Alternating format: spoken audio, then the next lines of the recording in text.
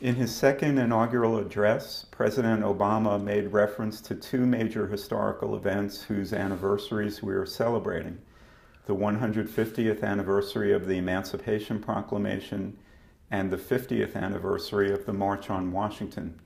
I'd like to start by asking you to comment on the significance of those two events.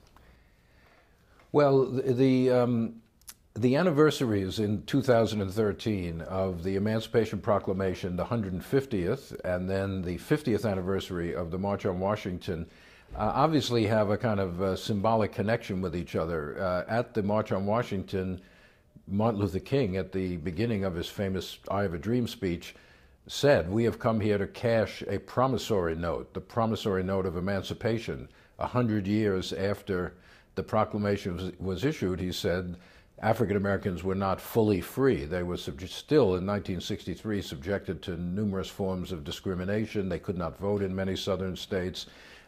Segregation was the rule in many, many aspects of American life, and many other forms of inequality. So both of these are major turning points in American history. Obviously, the Emancipation Proclamation, which proclaimed the freedom of about 3.1 million of the 4 million slaves, not all of them, but most of them, changed the character of the Civil War, made it a responsibility after that of the Union Army to protect the freedom of those people Lincoln had declared free.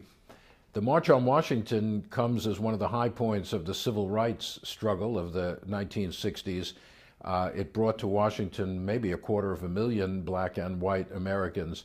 It was really focused on demanding congressional action on a civil, congressional action on a civil rights bill that had been introduced by President Kennedy, but was kind of stymied in Congress.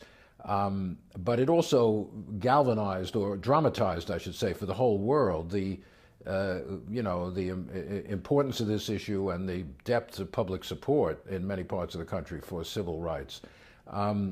So it is appropriate to commemorate both of those events. Neither of them were the end of a story. The Emancipation Proclamation did not end slavery completely. That took the 13th Amendment in 1865.